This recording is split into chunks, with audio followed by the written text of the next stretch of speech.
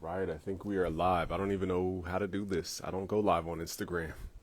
So we're going live on Instagram only because I tried to go live with Dorian on YouTube some time ago, and there were so many technical difficulties with the audio. So we're gonna hop on Instagram, and I'm gonna let him share some of his secrets for social media. Dang, we got 33 people in here. Shout out to y'all. Jay's here. Ratatat from Pokemon is up in here. We got B Bird. Shout out to y'all. It just shows that it like numbers of people are joining. It doesn't say everybody's name, but shout out to y'all. I just want to thank you firstly. If you guys want to see how this marketing stuff works and you truly want to see, comment the word Discord, and you could basically copy everything that I'm doing right now. If you comment the word Discord, it'll DM you automatically, and it will send you a link to our Discord, which is completely free to hop in. And we have 90,000 people in our Discord. If you don't know me, I'm Game. What up, Chop Squad DJ? Thank you. I'm gonna screenshot that if you don't mind. Let me get a good picture of myself real quick. Okay, so I don't look crazy. Chop Squad DJ. He's the one who showed me how to chop up the hi hats and do the hi hat rolls before FL Studio put it into FL. I watched your producer grind segment, so I want to thank you for that. And he's always on the piano and always at 1500 or nothing Sound Academy. Genius. And with Roland, man, you got a lot of dope spots. Real quick, y'all, if y'all comment the word Discord, you can copy my whole marketing thing. And I'll show you guys. So if you don't know me, I'm Game from BusyWorksBeats.com. We train over 1 million producers around the world. So I'm going to work with Drake, Kanye West, Post Malone, Ariana Grande, French Montana, Young Thug, Polo G, Trippie Redd, Lil Baby, J. Cole, Kendrick Lamar, and a long list of other folks that I can't remember. So Young Tank is in here. What up? So as you guys can see, I'll just do all the social proof stuff now so that people watching the replay don't go crazy. I'm in a room that's not as dark as the basement, so you guys can actually see stuff now. So for those who don't know me, we passed over 1 million subscribers on YouTube. That's the OG YouTube plaque right there. So it's a legit YouTube channel as well. And what else is like accolades? I don't even know. That's all I can really think as far as like credentials. Here's my YouTube stats for those wondering if this stuff actually works and I'm going to train you on. So here's the YouTube page, and I'll refresh it for all the people thinking that I don't even know if y'all can see the screen. I'm just hoping y'all can see. All right, so we got over 1 billion impressions, 197 million views on YouTube. So the first secret, and I'm gonna have Dorian in here too from Group 82 Music, and anybody who wants to hop up, let me know because I don't know how to invite people. I swear I haven't been on here in so long. But the app you guys want to use, it should be free, but it's called ManyChat. So if you want to copy when you typed in the word Discord and you saw a message pop up, go to this website. It's called ManyChat. They're a Facebook Meta partner. So they're partnered with Facebook. It's called ManyChat. All right. So on ManyChat, basically what you do is you set up keywords. Excuse me. Pardon me. And those keywords trigger different things. You could have, excuse me, I have, this is so rude. But those keywords trigger different things. So if you type in the word Discord, for example, it will send you a link to my Discord. But you can have it do a lot of different stuff. Like if you comment the word quiz, for example, it will send you a whole producer quiz that I made up. If you comment the word, like what's another one? Bible, it'll send you my producer Bible that I wrote for producers. Okay, so like stuff like that. And if you type in the word chord, it'll send you a chord code chart. So all this is automated. And what it does is it sends a signal to Instagram to show that your account is more active. So if you guys use this on your stories, it will take your stories from like 2,000 views to 20,000. Like it will have more reach. And also too, on your post, you can have people comment on your post certain keywords, and it's a signal to Instagram to say that your post is actually something people want. And then it'll expand your reach on Instagram. So I believe they have free plans, but it's called ManyChat. If you don't like the word chatbot, I want to Google the words ManyChat Meta Partner. And they are official partners of Facebook. So if you're ever scared about the word chatbot, I was too. Look up. I'm going to show you guys the official page. Give me a second here.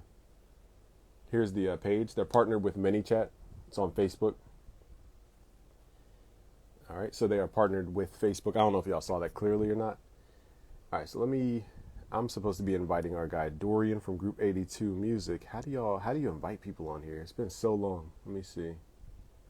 Let's do this. Invite to join. Okay, Dorian, Group 82. But yeah, that's one of my. Oh, there he is. He joined right when I was about to invite you. That's so hilarious. I literally. Oh, there What's good, brother? you. There you. Now I can hear you. How you feeling, man? First of all, Man, blessed. You know what I'm saying? Just God's good. You know, I know me and you talked a little bit about it the other day, man, but just like, you go through so much being an artist, being an entrepreneur, being a father, being a patriarch, doing so many things, man. It's just you got these ups, you got these downs, you got these peaks, you got these valleys. You just got to be thankful for them all, man. So I'm here. My family's good. I'm healthy. So hey, everything's good. Everything's good. How you been? I love the basketball in the back, the YouTube Yeah, plaque. yeah, There we yeah, go. YouTube yeah. plaque. This is our version of a platinum plaque, by the way. For Mhm. anybody like in the live stream, this is like a platinum plaque to us. You know, Hard work. what's crazy is that like when I was designing my office in here, like I put all the music stuff up there, Oh, that's because fine. like I just didn't really want it behind me anymore. I just didn't want because there was so many times that I would do videos and people would come in, they're like, "Oh, I see you got plaques, I gotta listen," and it was kind of just like. Listen to me for who I am. Maybe it was just me trying to like separate myself from that, but Right. I still got some of the music stuff up. Oh no, yeah. Like before you hopped in, I was like doing all the social proof stuff. For the people who don't know us, we gotta like show who we are, I guess. Mhm. But now that they're comfortable with us, I was really about to go into just social media marketing. Not to jump so far ahead, but I want to explain your love for basketball first, so people can understand how this translates to other stuff too. It's not just music, How I started with basketball, where the love comes from. or just how you can convert, I guess, the skills that we've learned over to that practice to Yeah, level up and really add value. You're not yeah, just like trying to leech off of people. yeah. I know for me, initially, man, like what I did is I took everything I learned from basketball and I applied it to entrepreneurship. I applied it to music marketing, and just I was very fortunate. I'm not gonna take y'all through my whole life story, but I was very fortunate when I was 9 years old to be a part of a really good AAU team. The Dayton Mohawks are not around anymore, and it was started by his name was Troy Pearson, rest in peace, and it was in Dayton, Ohio. And I think he had like 6 or 7 teams in every grade. But for us to be on the team, I think it was like $25 for the whole year. And fortunately, my fourth grade year when I was there, that was my first grade. I mean, my first year there, we were really, really good. And like I learned, I had a coach. His name was Eddie. We didn't even know his last name. Wasn't no Coach Eddie. We just called him Eddie. And he was former Marine. And so, like, this is no exaggeration. Like, we would start our practice. We had to run 50 laps around the gym. We would do like 5 suicides, and then we called it. Y'all call it wall sits now. We called it the green chair, and we would sit on the wall for like 5 minutes. And he taught us zone defense. He taught us full court press. Taught us half court press. He taught us how to communicate on offense. He taught us the 3 guard motion offense. Our goal with the Mohawks was to score every single time and to stop them from scoring every single time. And it was just such a phenomenal experience for me because I got to be a part of a team and I knew what my role was. Because at that time, I had only been playing basketball for a year. But there were some dudes that had been playing since they were, 3 years old. So like I wasn't a scorer, I wasn't a shooter, I wasn't the ball handler. I was the Horace Grant. I was the rebound, I was the block out, I was to defend, and I was to give the ball to everybody else. And so when I would watch the Bulls, when I would watch Jordan, Pippen, BJ Armstrong, I'm like, oh, that's me. I'm Horace Grant. Or when I would watch the Spurs with David Robinson and Sean Elliott, like I'm Dennis Rodman. So it allowed me to see how a team worked. And Eddie was so crazy that our parents fired him in the middle of the season because he would yell at us like all the time. And it got to the point where we would tense up, because we're in fourth grade. And our assistant coach, Coach Vance, Coach Johnny Vance, amazing human being. His son was on the team, Isaiah, and Coach Vance was a player's coach. He didn't raise his voice at all. He didn't yell. So he instilled so much confidence in us. So that fourth grade season, I got to see different leadership styles that both worked. We won under both. I got to see what it was like to be a part of a team. I got to see what it felt like to be a part of something that's bigger than me. And we finished third in the country. We went down to a tournament down in Knoxville, and the day that we got there, we had a game. Had we had a chance to rest, I think that we'd have won a national championship. But that laid the foundation for basketball for me for the rest of my life. Wow. And so fifth grade, I played for the Mohawks, and we had different coaches, but I was better at this point. So we were pretty good, but not like how I was. And then I moved to Indiana, and Indiana is just basketball everything. And so I just learned that if you really dedicate yourself to something and you really lock into something and you have other people who are doing the exact same thing, God's going to make sure that everything works out. One of the best things about the Mohawks when I was in fourth grade was for us to be on the team. Anytime we saw Mr. Pearson, we had to have a Bible verse ready. And we're in fourth grade. So we were thinking, like, what's the shortest verse ever? And so I found out that the shortest verse in the Bible is Jesus wept. I'm going to say it again. The shortest verse in the Bible is Jesus wept. So when people talk about men shouldn't cry or show your emotions, the ultimate man cried. You know, like, so all that stuff just out the window. Right. And so what that did, man, it just laid the foundation for me to work with people. It laid the foundation for me to give it my all. It laid the foundation for me to understand that if you apply yourself, something can actually happen. So when I came over into music, that's the mentality I had. Like, I viewed myself as a head coach. I viewed everybody that worked at Group 82 as assistant coaches or as players. Even with my content strategy, right? When I was explaining it to my staff, I had to like really break it down. I had a pyramid, and like I had one long form video, which I called the head coach. I would break that down into 4 mid form videos. Now I would call those assistant coaches, and we would break those down into 8 short forms, and I would call those players. Like even this to this day, like this shirt, for those of y'all that follow me, this is the shirt I wore when I was coaching. It's a Nike Polo. I was going to make sure to put the Group 82 logo on there. So basketball is just always who I've been. And I was able to coach middle school and Montverde Academy and high school and college, Division II, Division I, train guys in the NBA. So I was able to get all those experiences. I just brought all that stuff over because, you know, God gave me all those opportunities. Now, I love that because, you know, my journey in a short nutshell, kind of, you know, I started a pre-med club in college. And once I understood what entrepreneurship was, I brought that to, you know, our passion for music. So it's like we brought these other skills into what we're doing. And now we can really build from that point on. So it gives you that shift of mindset to where you're not coming in like, I'll say slave to be kind of like hyperbolic here, but you're not coming in with the slave mindset. Like, how do I get a job at the label? Or how do I get a job to be on Spotify? I think that's the mentality people come in with. And I don't want to demonize it. I just want to meet people where they are. Because when we start talking about marketing, you know, I think everybody wants to pass the buck to the next person. They always want to be like, I'll just get my manager to do it. So how important is marketing to, you know, what are the things you've seen, the results that you've seen, what up, OG Dynasty? Passing marketing off as an artist is like passing your jump shot off as a player. Like, hey, you shoot for me. Like, he's gonna get the points. He's gonna get the satisfaction. He's gonna get the fulfillment. And when he misses, you know, he's gonna know what adjustments he needs to make to hit the shot next time.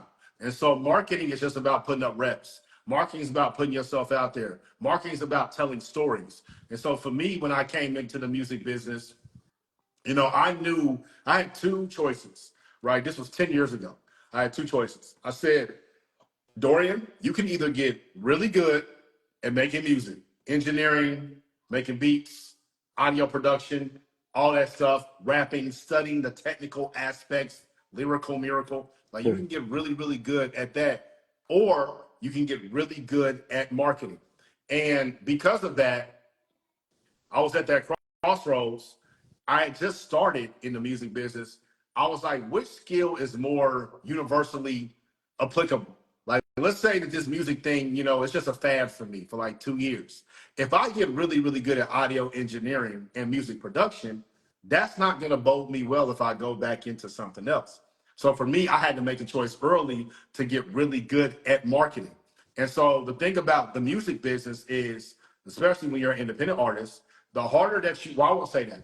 The thing about social media, the harder that you work, the more that you're rewarded.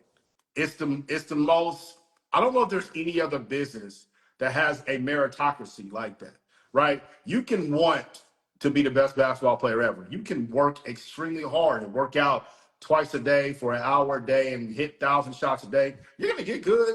You're gonna make varsity. You probably go to college. You might make some money overseas, but that don't mean that you're gonna make it to the NBA. If you are a social media content creator, if you're a marketer, if every single day you're dropping videos, or at least editing videos or filming videos, if you are constantly putting out content, you're going to get rewarded because that's all the algorithms really care about. Because you're someone who is keeping them on this platform as long as you possibly can. And that's how they make money. And this is something that I feel like every artist has to understand. If you don't take anything away from this, take this away. These social media platforms, they only care about how long you stay on here, right? Yeah. Instagram is going to reward us live the longer that y'all stay on here. The longer that y'all stay on here, more people are going to start coming in here because they don't want people to go to YouTube. They don't want people to go to Facebook. They don't want people to go to Twitter. Why? Because they sell ads. So when y'all see ads, y'all see commercials, that's how they make money. I was watching CNBC today. You know, Facebook stock, I think during the pandemic, I think it got down to like $98. I could be wrong, but I think it was around like $100 or something. Today it's trading at $500 a share. Where does Facebook make money? Where does Meta make money? Ads. Anyone who wants to run ads on these platforms, that's where all their money comes from. So they need content creators to put ads on, right? The NFL needs a Super Bowl so they can charge Nike, Geico, McDonald's $10 million for a 30-second spot. You know, so you got to look at it in Right. that exact same lens. No, you said a lot, and I want to digest that because I just thought of it like a house party. If social media were like, a fraternity house, a frat house, and let's say Instagram is like a frat house. So you come to the frat house, and you might be like me in my early days where we went to the frat house, didn't have any girls with us, and they'd be like, "Man, you got to pay $100 or just get out of here." You either got to pay to be in here or you just got to leave because you don't have any girls with you. And then we got smart and we would meet the girls around the party and then meet up with them before going to the party. So we're bringing, I'll say, value Yep. to the party to keep people at the party. And once we get in the party, I'll just kind of make a metaphor, even though it's not true. But once we got in the frat party, let's say they offered us drinks for $5 for a drink and then $10 for that. That's like an ad, so to speak. That makes Yeah. sense? Except you was drinking that jungle juice. That jungle juice. Yeah. I won't promote alcohol. It's just for the kids who may understand they're in college years and everything else. And you said something too about the wait, just take it a step back. So the stock. And that's how Meta, for example, they had their earnings call today, I think, I right? think so. And that's what will keep them consistently in the game is because when the economy grows, they're going to spend money on ads and then they're going to pay Meta. So it doesn't matter where the economy is, as long as they can control the attention, they will always get the money. Yep. And so Yep. attention is the name of the game. So, I don't know how much you're willing to disclose as far as strategies or like how important this stuff is, but I like to get hands-on tactical with the folks who are here because we have a good 38 folks. I want to say hello to everybody. Forgive me for not saying what's up. I was just in the vibe right there. But do you have any maybe ways of thinking or sorry, I clicked the button by accident. Do you have any ways of thinking or tactics for which social media is the best or where to build? Because maybe people are doing it, but they feel like they got to be everywhere. What's your Yeah. philosophy? I don't know your philosophy. I'm curious. Yeah. And I talk about all this stuff in group82university.com. It's a link in my bio. But for me, man, I've had a relative amount of attention on Twitter. I got like 2,500 subscribers. I mean, followers. So I don't really pay attention to Twitter. TikTok, I got up to like 50K. I stopped paying attention to it. Facebook, I'm at like 98,000 followers. Instagram, I think over here, I'm at 115,000 followers. And then YouTube, I'm about to pass 300,000. So for me, even though we're on a Meta platform and we're on Instagram, so they probably can get upset about this, don't care. YouTube makes the most sense for me because YouTube is a search engine. Google owns YouTube, which you know this, but most people don't. So Google is the number one search engine. YouTube is number two. And so since YouTube is a search engine, there's always going to be people that are coming to YouTube and they're going to generate traffic. So if you post a video about anything on YouTube that people are searching for, you have a chance, the meritocracy I talked about earlier, you have a chance to get your video seen. I don't know how many of y'all use YouTube on a daily basis. I do. And every time that I go onto YouTube, on my homepage is a video from some creator I've never seen that has 200 views that just came out.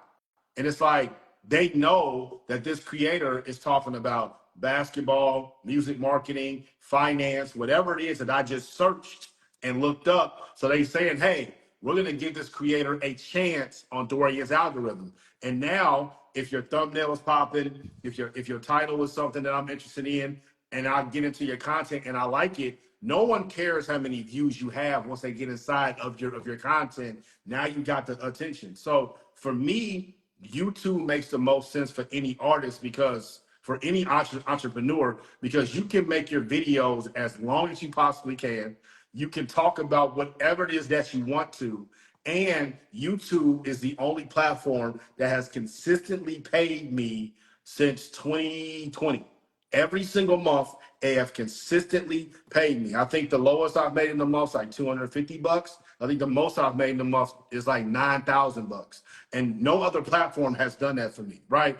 Facebook has given me a Reels bonus. The biggest Facebook Reels bonus I had was like 30,000 in a month, but that was during the pandemic. They barely even pay anymore.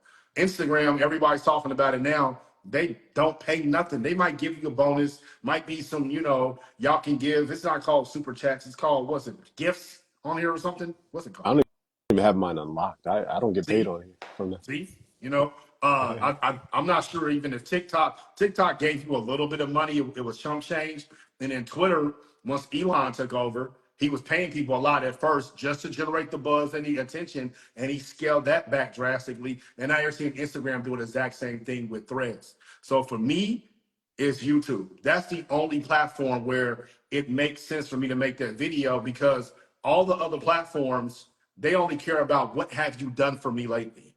YouTube allows you to build a portfolio. It allows you to build a catalog where even once you get away from it, when you take a break, or how I am right now, like I haven't posted a long form video in 4 months, I'm still earning revenue. I'm still earning views. I'm still earning subs because of that search traffic. Yeah, it really is long. I tried to preach the gospel so many years ago, and I was like, you guys, YouTube is the most consistent. And I think the reason is there's a technical reason why. It's because they look at YouTube as a loss leader. I don't think they're profitable. I don't know their numbers on YouTube, but because Google's such a powerful, like I invested in stocks this year for like the first time seriously, and it's Google and Nvidia. And I'm like, Google's just a monster. They can't lose. It's too much power behind them. And so I think because they're so powerful, they can lift up a YouTube. Whereas these other companies like Instagram, I heard an interview of the CEO on YouTube, funny enough, talking about Instagram and saying how they're trying not to lose money by paying out too much. So they're all these other platforms are fighting to kind of keep, the revenue open for the platform, whereas YouTube is willing to take the loss. So that's why I think they have the advantage. And what you said, like for those that don't know what a loss leader is, when you go into so grocery stores sell eggs. They make $0 off of eggs. They actually lose money when they sell eggs. So why do they sell eggs? Because they know people are going to go come inside of the grocery store for eggs.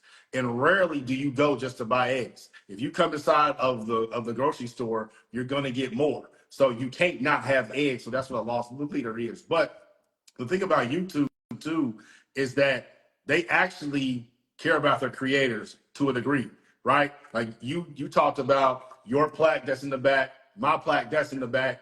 Do you see an Instagram plaque? Do you see a Facebook plaque? And that's just for 100,000 subs. I got 100,000 followers on Instagram. Why ain't y'all sending me nothing? They don't care. YouTube, Google, they have a different mentality when it comes to understanding that we're not paying for any of the production costs. We're not paying for any of the real marketing like that. We're giving people a platform to put their content out there that's driven by search. So of course we're going to send them this plaque that costs us $10 to make. Of course we're going to send them t-shirts. Of course we're going to send them hats. Of course when you do a 50-50 split or whatever it is now with the ad revenue every single month, the other platforms, they could care less. Right. And it really is a match. Like when you really look at the numbers and through my history, you guys can even see the receipts. It's so consistent. Not to push YouTube so heavily, but I'll even flip the screen here and just show you guys it's a flat line across for the most Yep. part. I don't know what y'all can see, but it's consistently going across the flat line. And no other platform has done that. Like, I got cajoled by, and no shade to Instagram. I love Instagram for what it is. It's more of a lead generator for me. But on Instagram, what was I saying? Oh, they hit us with that, like, what's it called, the bonuses. Yeah. And I was getting like $300. I was like, wow, this is, I got a lot of views because I was motivated to keep posting. And then it went down to like $30. So I was like, dang, that was demotivating. And I stopped posting to Instagram, not because it was about the money, but it's like it wasn't as good as it was. So I stopped doing it. But now I'm trying to post a little bit more because I know it for a lead machine. But yeah, just to give you guys encouragement, I think YouTube is the best place to build your foundation. If you guys need revenue, that's the place I started. And once I got my YouTube revenue, then I moved into the all the other stuff. And like for your audience, I'm assuming it's mostly producers. Yeah. What do you guys? Let me know in the chat. What do you guys? Because I see a lot of people I've never seen before, and a lot of people followed from this. So I want to appreciate y'all Me first. too, yeah. But let us know. Are you guys artists, producers? What else is there? Artist, producer, mixing engineer. What are? For producers, I feel like YouTube is such a phenomenal platform because you don't have to show your face. You can put some graphic art that you can make on Canva or whatever it is. You put your audio behind it. In the description, YouTube actually encourages you to put your hyperlinks in there. The first link should be something that sends them to another YouTube video. Remember, you want to keep people on the platform, but you can put your own links in there. And then if your video gets a whole bunch of views, now you're marketing your beats for free. You are getting paid to post your beats online because you're sending people directly to your beat store. When you talk about Instagram, if you try to put your link in the comments, can't nobody click it. Like Instagram is almost created, it's almost like Disney World. For those y'all that have been to Disney World in Orlando, Orlando is a great city. But when you go out to Kissimmee, where Disney World is, ain't nothing out there but Disney World. And when you're in Disney World itself got like 5 or 6 zip codes. So you are trapped. Whatever price the water is, the McDonald's is, you got to pay. And that's how Instagram is too. So for me, if I'm a producer, of course, like you said, lead generation, the zeitgeist moments, being a part of the conversation that's going on right now. Instagram is a great part of that, as well as Twitter. But when you talk about long term, long money, forever money, residual income every single month, when you're going to be married and you got 5 kids and you 80 years old, YouTube is the one that's going to still be giving you checks. True. I'm reading the comments and reacting to your speeches as well, which is a lot of people said producer, and somebody exotic said it's funny you said Orlando because they live in Orlando. So you spoke to that frequency the second they came in the room. So it's like you're psychic in a way. But no, you're Right. exactly right. You said it very well, which is if I considered Instagram a paywall, and this is what I showed people earlier when you weren't on, I showed people this app called ManyChat, and this is what I use to basically get around the filter of Instagram. The short of it is basically anytime somebody writes a keyword, it'll send them something. So like if you guys comment the word Discord, for example, it will send them my link to my Discord. You could have it really complex if you comment the word quiz or on any post or my live stream, it will send you a whole sequence of questions to test your music production skills. And what I learned is you can actually, get people's email information through this. And you can do this for free. So it's on ManyChat. So for those who don't know, this is what it looks like. I don't know if you use it. Do you ever do those posts where it's like comment the word Dorian for, a free guide on whatever? Nah, I mean, a while ago, I used to do a little bit of everything, but I ain't done that in some years. And I never use, I don't want to call it a bot. I've never automated it. I never really automated or like got the back end, but it is effective. Runway Billionaire, one of my homeboys, he does that a lot. Oh, shout out to him. Yeah, this is a meta partner for all those who hopped in late. This is an official meta partner called ManyChat, and it's either inexpensive or free. I forget the options that it has, but that has hyper accelerated my Instagram because again, oh, thank you. Because again, you can testimonial, there we go. Because again, you can like you said, you can't put the link in your thing. So I stopped saying, hey, go to busyworksbeats.com. I said comment the word whatever, and it will send them the automated message. And because it's in the DM, Instagram sees it as a signal as people are engaging with you, but it's not messing up like the comments and everything. So I don't know. Try it out, guys. See if it works. This I've gained a lot of email opt-ins from this Okay. without paying for a bunch of ads. Because like you said, it's like a paywall garden. Meta, where it's like Disneyland, and then you got to pay for every little thing. And we got tired of that, and I think that's what happened with these social media platforms. Not to go on the tangent, but that's what TikTok put the fire. And the Instagram CEO even says this himself on his interview on YouTube. He says TikTok put the fire on these platforms because they were using, I think they call it interest graph technology. What up, Richie? So basically, instead of people seeing a feed of just who they follow, they now see their interests when they log in. And TikTok opened the gates. They kind of were, I'll be short about it, a Chinese company who wasn't going with the cabal, going with the run of the mill steps. And they just let everybody become famous. And everybody else is like, freak, we can't make them pay anymore. And so that's why we see this resurgence with everybody having a chance to grow, because they took the limiter off of the algorithm for the most I part. got a If you know question how to, for yeah, you. Like you talk about your Discord a lot. I keep seeing like you're like 90,000. Like, yeah. what is your Discord about? What is like explain? Because some of my followers are starting to come in here. What is it? Oh, shout out to y'all. Yeah, I'm not here to convert nobody. I just want people to see the marketing in action. So if they want to copy how my thing's set up, they could see it in real time. It says download and update. Basically, Discord, there's 90,000 people in our Discord. When people say community, Discord literally is that. It's the definition. People can live stream in there. You got free courses. Well, I'll say free training. You got free. I'll show you in a second. It's loading up though. People live stream at like 2 a.m. They make beats together. They collab in real time. We do beat battles, song feedback. So it's literally a community to every sense. People can upload their loops, waveform, high quality. Um, they can network, placement opportunities, stuff like that. They can download multi-tracks of Michael Jackson if they want to practice mixing. So it literally is like a city That's awesome. online. And anybody that I usually talk about behind the scenes, like yourself, for example, I would highly recommend Discord, because I think we started this in 2022. So in 2 years, we became the world's fastest growing, if not the world's top Discord for music production and songwriting.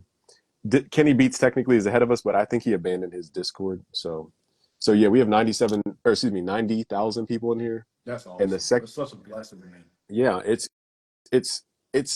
into a business owner who can understand what I'm about to say. You don't have to pay. Basically, you can blast everybody in the Discord, and it's only $70 a month. Now, email can run $2,000 a month to reach 90,000 people. So now you can hit 90,000 people if you had an email blast or something for $70 a month. This is cheaper than email marketing. So I would recommend you guys get Discord. Is my point. I Yeah, don't. I would Yeah. love to holler at them, or even like, because I've talked about it before, group A2university.com. Like everything I'm saying about YouTube, I studied YouTube so deeply, because like I said, the first month I got that $8,000 check. I was like, hold on. All this other stuff we got to pause. Like, what is this? Because I didn't even know what I was doing at first. I was just focused on Instagram. So I studied YouTube so deeply that I was able to make a course about it where I really, really went deep into it, along with the music marketing course, along with the podcast audio course, along with a graphic design course. And I packaged them all together. So you go to the link in my bio, it's in there. But like that, and this is just for anybody who's a marketing person, who's a content creator, when you can start niching down your audience to see who's the most engaged, to see who is going to follow you, to see who is going to add value. Like you said, beat battles, making beats together. That is a city. 90,000 people, that's a town. The Bible throws numbers like that out all the time. You know what I'm saying? So, like, just those type of people, those are the type of people that I love helping. People that are engaged, people that are serious artists, that are serious producers. So whatever you ever need me to do for like the Discord or whatnot, hey, I'm down. Oh yeah, it really is like super collaborative, because Exotic was from Clubhouse. Remember, were you on Okay. Clubhouse? Yeah. I used to And slander Clubhouse, but yeah. Slander Clubhouse, and it just had such a passionate. Everybody was trying to help everybody. It was like going to Harvard for the first time in my life. I was on a stage with billionaires. Like I was like, how is this happening? And so it has a Clubhouse feature on Discord. So if you guys have like public speakers and stuff, you guys can do like Clubhouse rooms on here too. It's pretty powerful. I don't want to undersell it, because it honestly is the secret to retaining people's attention on the brand so that we can grow, because now the value's not me anymore. It's the other 89,000 people in the Discord. It's not even about me, really. Yeah, that's awesome. And I'm glad you said that, because as a content creator, I know I got people come here that follow me for music, people that come here follow me for basketball. Those guys that just started following me, thank you. You're going to go through my page. You're probably going to see more basketball stuff than music. You're going to have to scroll for a little bit. But what you just said, when you are a producer, when you're an artist, when you're a content creator, whatever it is, the brand is all about you. And that was something that I had a very hard time dealing with, right? Because I used to make my content as I would put the artists that I was talking about, 50 Cent, Jay-Z, Eminem. I would take the clip from the interview, have that as the first, 30 seconds to a minute of the video. Then I had my 10-minute breakdown behind it. But I was really focusing on the information. I was really focusing on the music business. And I realized after video 800 that people, they might have walked through the door, the loss leader, like we were just talking about, might have been Eminem, 50 Cent, Wayne, Jay-Z, but they stayed for Dorian, and they start coming back for Dorian. And what happens is, like, we're all human beings. I'm not a robot. This ain't AI. Like, I'm a real person right here. So for me, man, I grow, I change, I evolve. I don't want to keep talking about rap media for the rest of my life. And so what happens is, when you have built your entire brand around you, when you decide to shift, what happens to the brand? It dies, right? There's going to still be some remnants because you've done things that are going to last forever, got the residual income from YouTube and things like that, but it's not going to have the same velocity that it had before. But what you just said with Discord is you've allowed everybody to collab and be a community together. So you've been able to slowly get yourself out from the spotlight, Yeah. while the brand is still staying there. So that was very, very smart. Yeah, I never thought of it in that way. Like when you spoke about velocity, because this is maybe for business, people who run businesses, operators and owners, is that when we're popping, we scale up our business to where the operations can be $5,000, $10,000 a month just to run the business. And with email marketing and all that, it could Yes. easily get up Yes. with email Seriously. marketing being like super high. Because I had like 600,000 emails at one point. I think they were charging me, I think they were charging me, 2,500 a month just for that at one point. Now, what happens is when the traffic dies down and now we don't have the matching revenue to match that high expense, I learned this phrase just to warn people who are building like this, and shout out to everybody who's here because you guys are the real ones, is how does it go? If wait, if the upkeep freak. The out okay. If outgo exceeds the income, then the upkeep will be the downfall. So let me say it one more time. If the outgo exceeds the income, then the upkeep will be the downfall. So what I'm saying is we make a lot of money in the beginning because we're just pumped, because we're all motivated, and then we learn about the government and how, then we run into our accountant and all that. That happens to everybody. And then we kind of get freaked out and pull back a little bit because we don't know how to manage money. This is what I had to learn from Earn Your Leisure, for example, and Wall Street Trapper. And also Donald Miller has a really good book. So guys, read that Donald Miller book called something Small Business, something, something, something. It's a really good book about money management. And so as we go through this, we spike up our business and we increase our expenses too. So we're making a lot of money and then also increasing our expenses. And then once we get fat, metaphorically fat in the business, we have to trim the business. And that's where we become sharpened as entrepreneurs. Like, how do we cut without cutting an organ out of our metaphorical business body?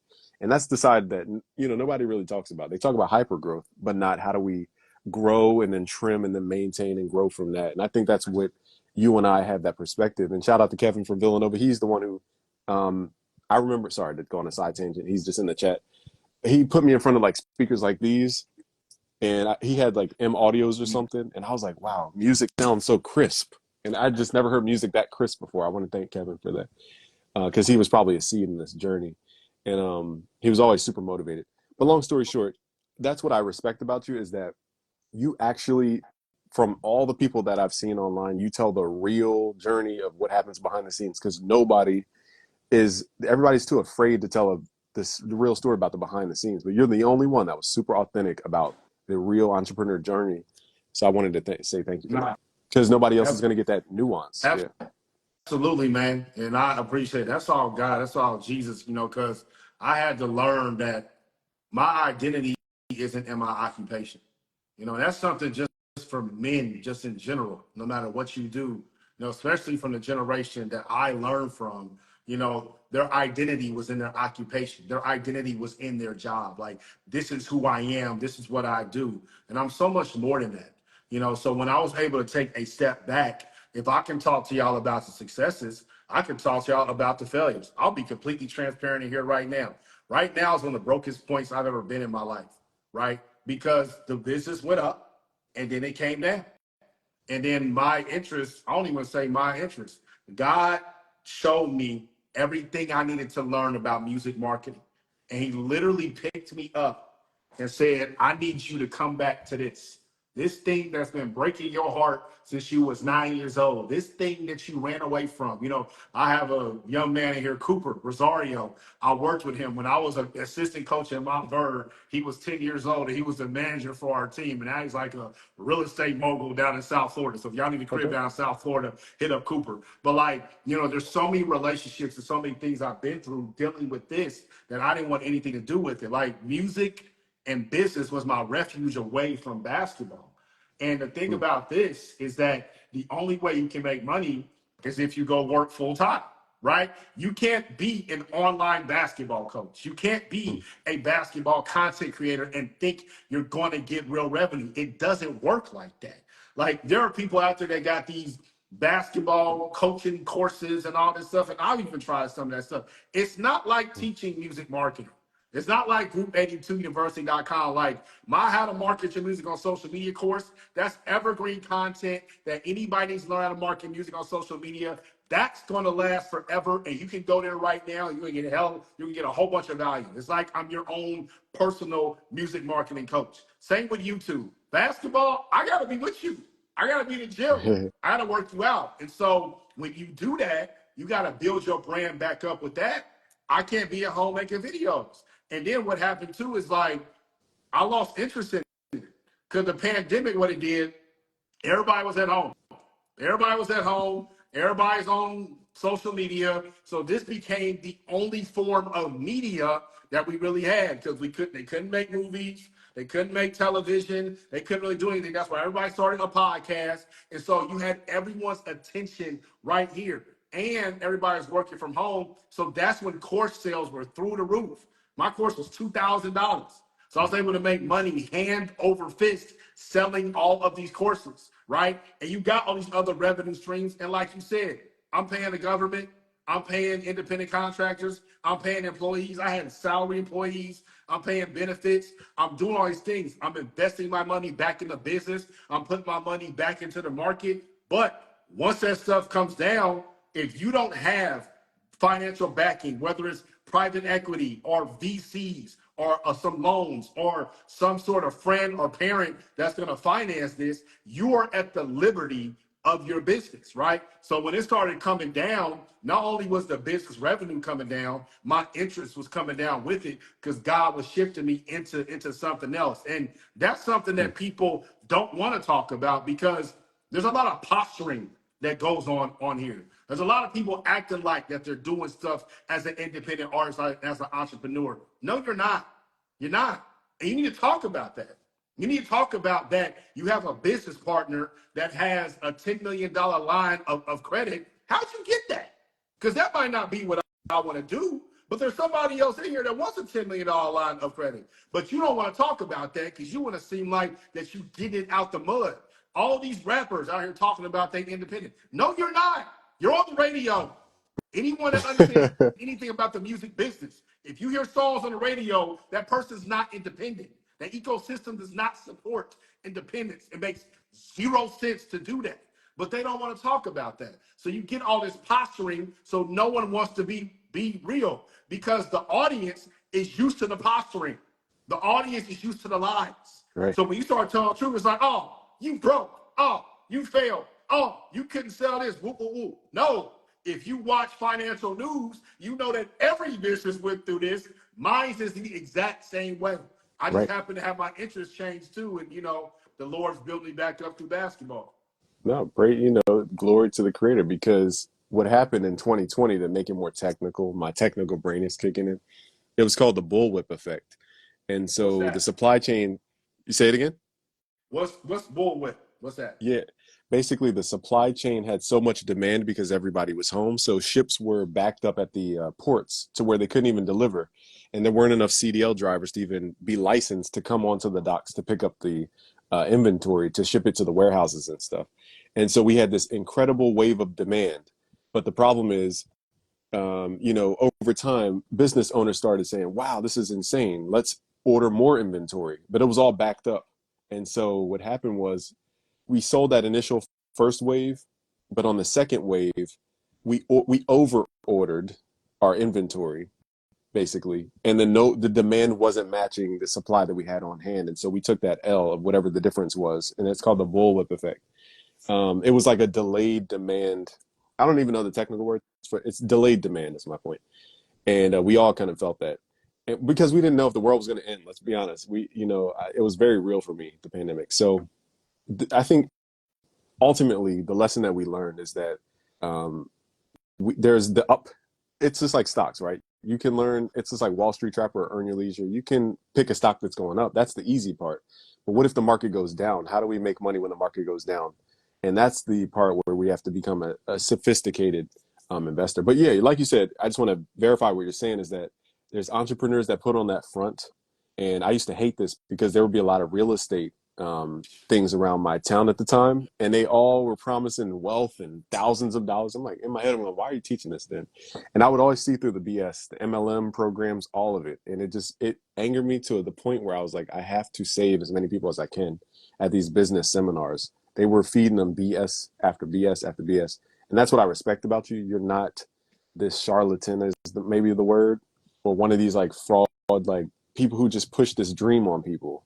You know, it's very rare to find people who actually give you guys the authentic entrepreneurial journey and then give you the tools on how to do it too, without it being like, selling shovels, so to speak, to the gold And rush. and what you said, like the reason that the MLM works, the reason that these scams, these charlatans have their own ecosystem is because they use the same marketing tactics across the board. Marketing is universal. You have to tell a story that triggers pain points, which triggers emotions, which incites action. That's all you're doing. That's all you're doing, right? Right. Like for all the producers in here, you probably felt like that your beats are the coldest ever, or some of the coldest that you've ever heard. There's a feeling, there's a euphoria that you get when you pick that right sample, or even if you made your own original sample and those drums are hitting and those hats are hitting, and you add these little sound effects that people can't even hear, unless they have, like you said, about those M audio speakers, right? And you know that when you are in that state of flow, yo, this beat is crazy. If I can get this beat to name a rapper, Kendrick, Cole, Drake, Jay-Z, Young Boy, Nas, Travis Scott, whomever, I would be Mhm. out of here. But you have to be able to navigate the business. And every time you try to navigate the business, you don't know what you should do. Should I DM people? Should I spam people's comments? Should I go to this music producer conference? Right? Should I hand out? Did I give my beats away for free for dudes who are in the city locally? And none of that stuff works. And so, like, I understand that. So I give you tools to help with that. People, this is a clout chasing business.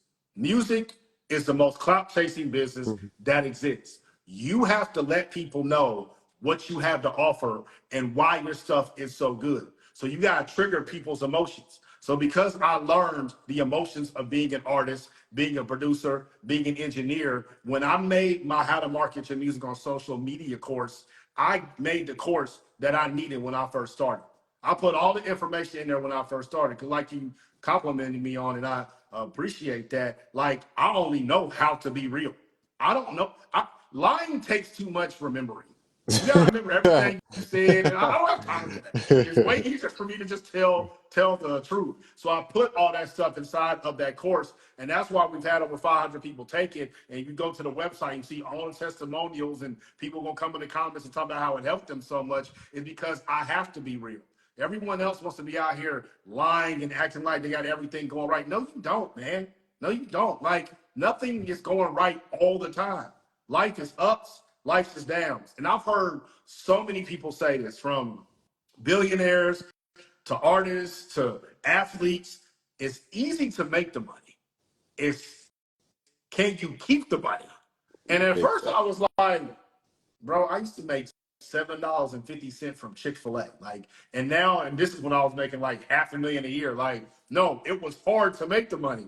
And then all it took for me was like 10 months later, like, no, it's hard to keep the money. You know what I mean? So you gotta Very true. have those fundamental skills to be able to sustain it. And I want to cover I want you to expound on radio too in a little bit, but I wanted to comment real quick is that as an entrepreneur, something that's hard to understand is that we don't consider cost a part of growing the business. And I know that sounds like crazy, but sometimes growing the business is cutting the cost. It's a lot easier to cut my cost down to 1/10 of the cost per month than to 10x my business in revenue. Yes. So I'd rather just cut the expense to 1/10 than try to grow at 10x. And that's the part that nobody wants to do is, go backwards or cut or, sacrifice, because that's what gets it's like a dunk. You can't dunk unless you run down the court, what is called, you bend your knees and spring into the dunk. You can't just fly into a dunk. You have to spring your knees down first to build capacity and potential energy, and then you spring off into a dunk. And nobody wants to take that what is it called before you dunk? A crouch? I don't know the word for it. There's penultimate step, drop. There's a lot of things that you got to Oh, do. okay. That's a technical term. He's like this little amateur basketball. But yeah, if you could, your thoughts about radio, because I see it as to an insider game. But what's your experience with researching radio? Like, can you go deeper with that? Yeah. So back in the 80s and 90s, I want to use that because I feel like that was the peak of radio. The way that music was distributed back then, for those that don't understand what distribution is, so I have this basketball, right? Let's say that I created this basketball at home by myself. It's the greatest basketball ever. Okay, I got to get this basketball to every single store in America. I'm not going to be able to drive to every single store. I don't own planes. I don't own buses. So I have to partner with a company that has relationships with Walmart, has relationships with Target, has relationships with Dick's Sporting Goods, so they can put that ball inside of there. That's that's distribution. Music is the exact same way as how it was back then. They created a record inside of the studio, but now we got to get this record to everyone in America, right? We got to get to all the CD stores, etc. So yeah, they got to partner with the distribution company to make sure it's in Best Buy and those y'all that are a little bit older, Sam Goody. I'm from Indianapolis, Indiana. Our local record store is called Karma Records, and that's how the record got inside of it. Cool, you did that. Now people have access, they have distribution. Now you got to market it. Okay, how do you market music? Well, they have to hear it. How do I make sure that everyone in America can hear my music essentially for free? Well, every car has a radio. And the radio, every major city has a radio station that can reach all of those people that are in that city. So I have to make sure that my song is in rotation on the radio. There's only 24 hours in a day, and the radio probably spends 35 minutes of each hour running ads. So you essentially got 25 minutes each hour to get your song on the radio.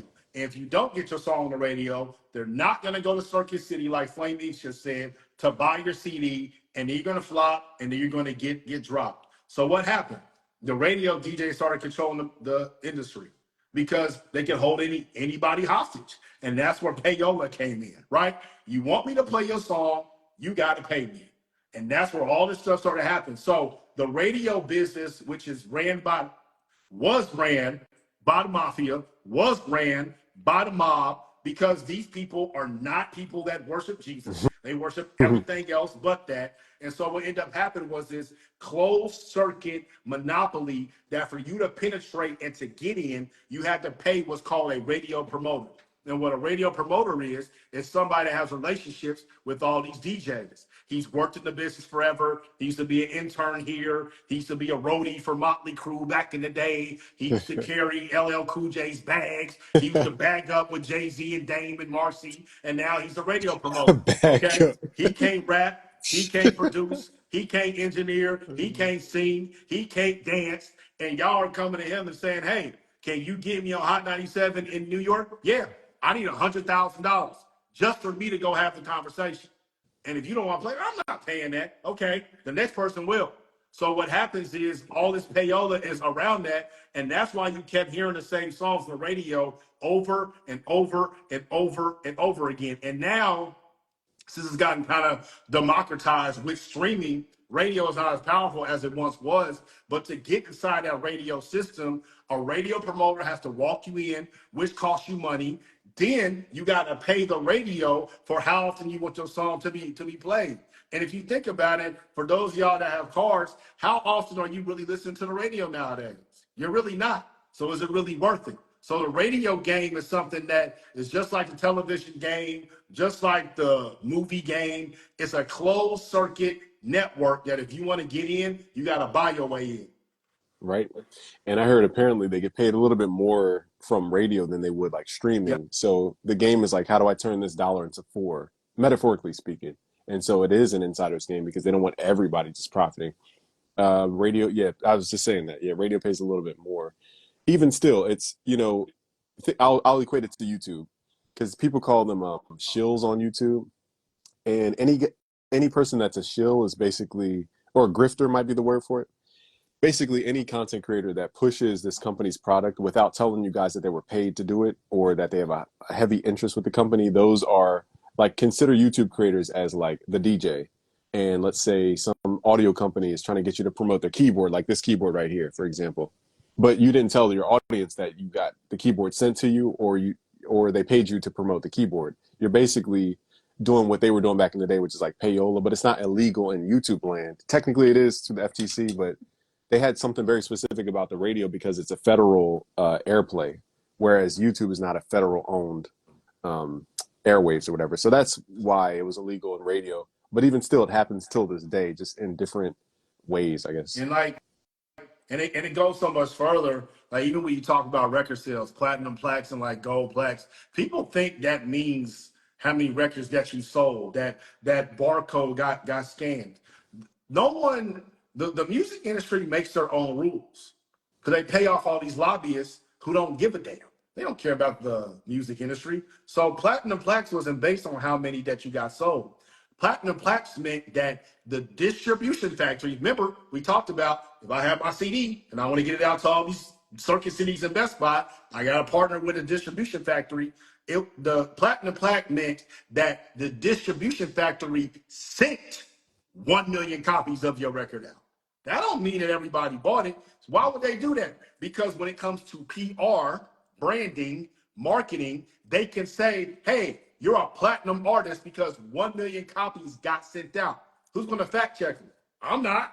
Y'all ain't. Nobody is. Nobody cares. And then even back in the day, I mean, this is stuff that I learned from the book All About the Music Business written by Donald Passon, really, really good book. Even back in the day, there wasn't any digital platforms where you could keep track of all these record sales. You know how they found out how much that a store actually sold? They used to call the store owners. They say, hey, how many copies of that Blueprint did you sell this week?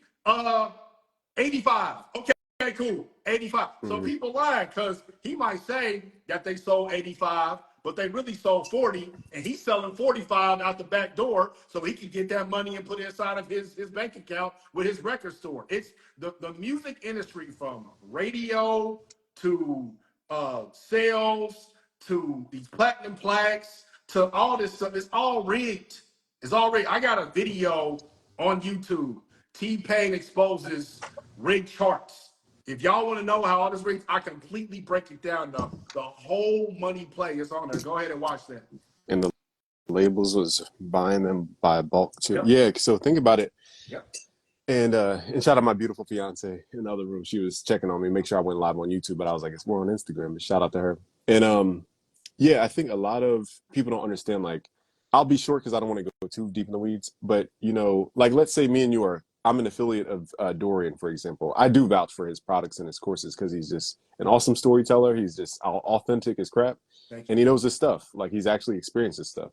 And so let's say I'm his affiliate, for example, and I make, let's say, $10,000 for you, and you give me what's 30% of 10,000, like $3,000 in affiliate commissions. Mhm. So then, in order for me to get paid, you have to pay me. So I have to trust that you pay me. It's not like everything automatically traces and it automatically goes to the some kind of magical system. And what I'm trying to make the metaphor for is that when they sold in bulk to those stores, they didn't account for the returns, they didn't account for the broken copies, they didn't account for like 6 months later down the line, did they ship them back to the warehouse? Like they didn't account for all that. So it just looks like because Sears bought 10,000 copies of 50 Cent CD, they think that they were sold because a business bought them. But the business is the middleman. They're not accounting for the consumer who actually bought it. Am I hearing you right or am I making that up? Nah, you're right. And do you know if they did account for it, who they charged for the broken copies and all the returns? You know whose budget that went on? The artist. That's a dirty game. That That's a dirty game. So the record label can never lose. And you said something very powerful, and I want you to, I don't know, I just want to hear your reaction. Is you said, why would they pay you if they can sign you for free or something like that? Basically, it's go ahead. most people that have the gift of making music, and I had to learn this, I had to really learn that I used to think that everybody heard music the way that I did, right? And it wasn't until I started talking to my family and I really did this full time, I was like, y'all don't hear these things or how I'm able to pick up on samples very fast. Like they don't hear that. If you have the gift of making music, it literally comes from God. Like if you look inside the Bible and you type in music on your Bible app, the Bible talks about music so much. It's a God-given gift. And so when music creators want to make music, it's a whole other connection for us. Like when I'm writing songs and I'm in that groove and I hear that beat, I'm not thinking about money, man. I'm not thinking about sales. I'm thinking about this feels good for me to express myself. It's a release, like it's a dopamine hit. It's the equivalent of having an orgasm, but in the musical form, essentially.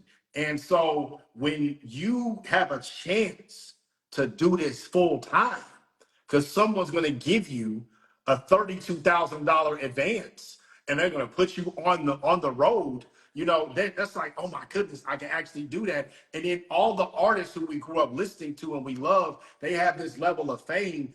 That's what gets sold. The record industry doesn't have to give you money. The record industry can sell you on the dream of fame. Because you're not going to pay for a 50 city tour.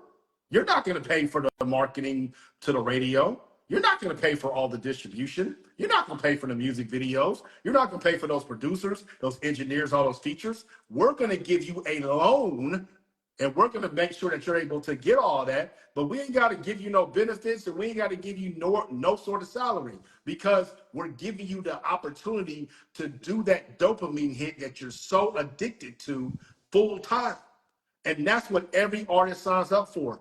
Any artist who has signed a record deal in some capacity, they have sold their soul. And that might not be what they meant to do. They were just chasing their dream.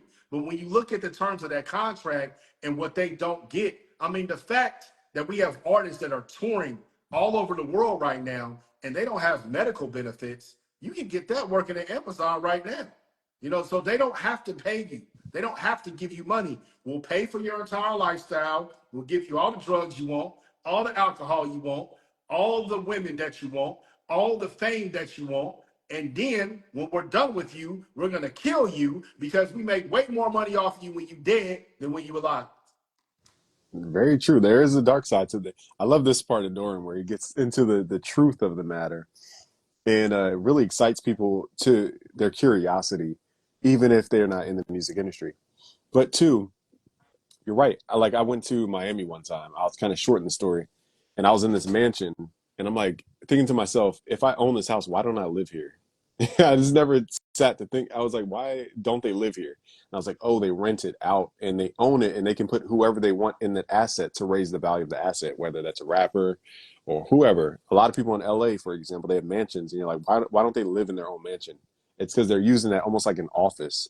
Because technically, because Ty Lopez did this. He said this in a recent interview. He said he rented a home because he could lease the home or something like this. I know I'm saying the wrong words. He could put the home under the business, and then he had a little bit more liability protection if anybody were to slip on the property or do anything like that. So there's a business loophole when people have their home as the business office, and then that's how a lot of these people can write off their home as like where people set up their producer camps and all that type of stuff. Yeah, and even I mean, when you start really thinking about it, when you understand business, like Jay Z and Beyonce live in a $200 million mansion. What person in their right mind is going to spend $200 million on a residential estate? No, what realtor is going to sell that to an individual when they can sell that to a company? Like anyone who works in business, you know that you can get a lot more money marketing the businesses and marketing the companies than you can marketing to individuals. Jay-Z and Beyonce do not own that home.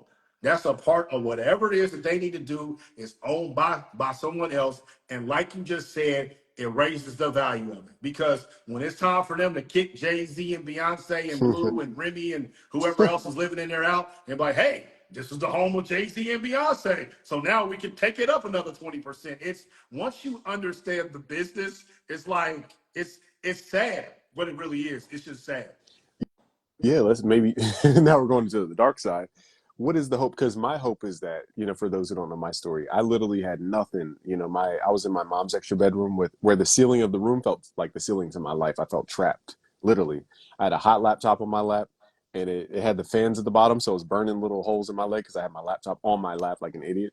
And I was just burning holes in the summer trying to make something happen. I just came out of pre-med understudies and bio major studies, and all I had was that laptop. And what scared me to death was student loans. I'm like, freak, I no jobs are hiring. That was a scam. Talk about a scam. College was a scam, or college loans was a scam. Student loans. And I was like, what am I gonna do? Like, all I knew was music because I had a YouTube channel before. So I said, let me just go all the way in with YouTube.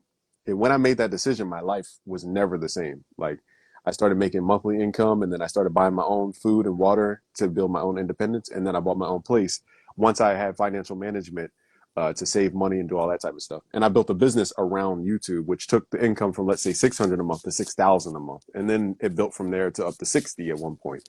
And then and then ads become part of the expense too. So it's not all net.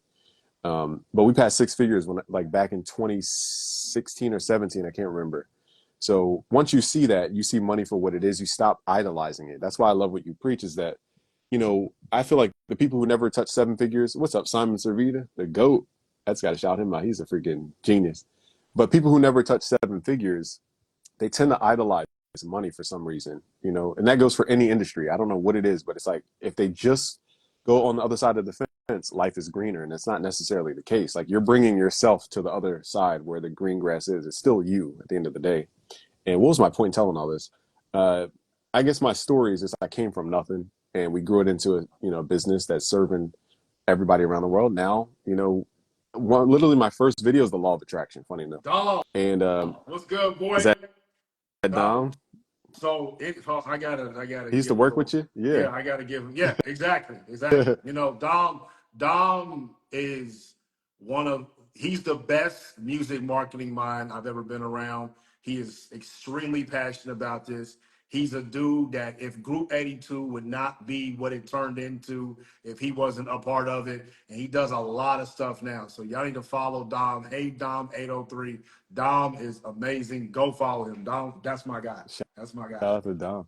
Yeah, I kind of forgot what I was telling the story to say, but basically, if you guys just focus in on building from the ground up and just locking in on that for 8 years, you can change the world. Now, I've trained people who have worked with Drake, Kanye West, Post Malone, Ariana Grande, French Montana, Young Thug, Polo G, Lil Baby, Trippie Redd, J. Cole, Kendrick Lamar, funny enough, and a long list of other people I keep forgetting. I'm sure some are Grammy nominated now. Like, it was that small seed that turned into this huge plant. And I forget why I told that story. It's probably something you said. When you go back on it, it'll trigger. But that was my Aries brain kicking in to show you guys you could do it too. Oh, I was saying how we were talking about the dark side, but that's Yeah, the bright side, is that we built our own leverage. That's what I was going to say.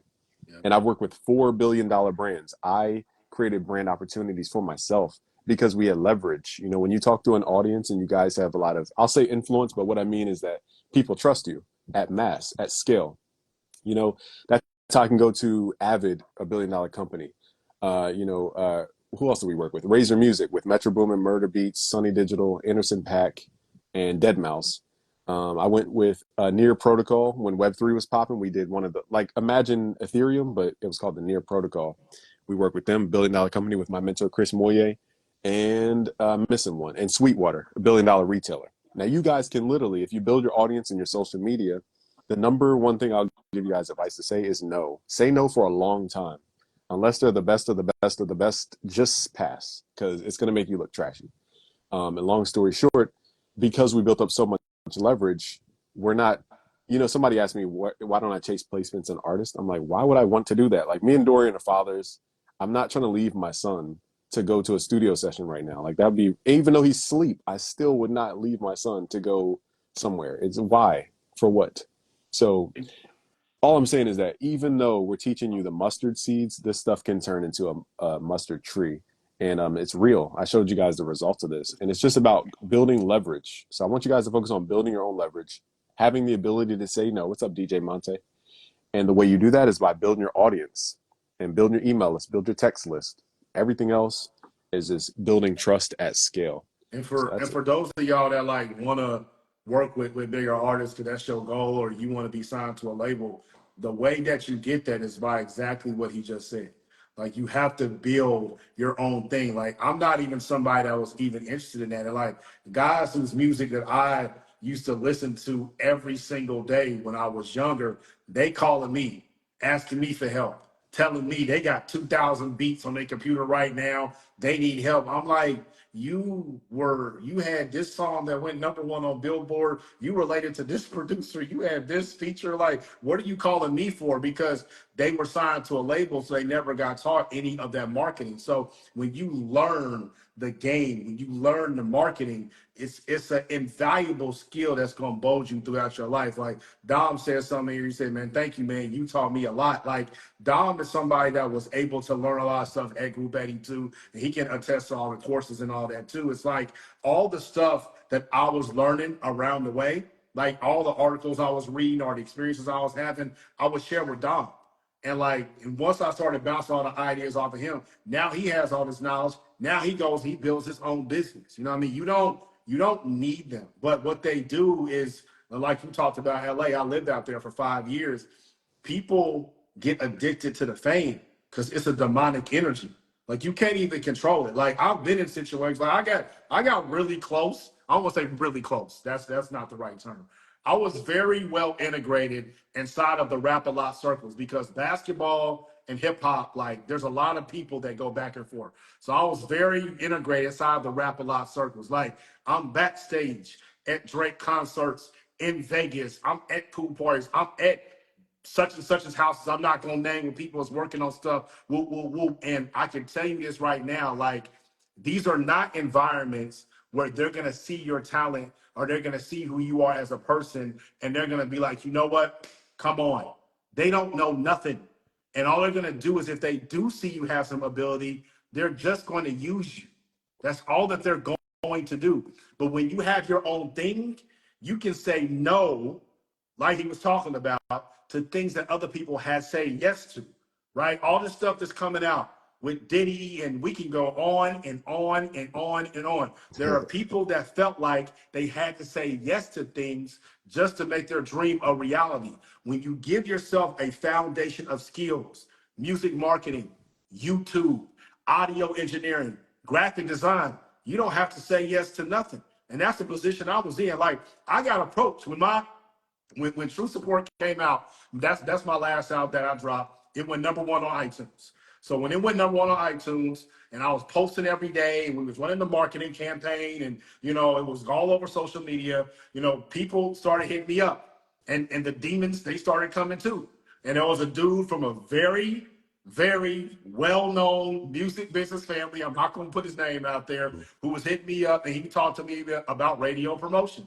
And he literally said, Dorian, for $20,000, I can get your album, which went #1 on iTunes because it has proof of concept, to chart top 40 on Billboard. He said, I guarantee it. I've done it already before. But I'm sitting here and I'm looking at his family.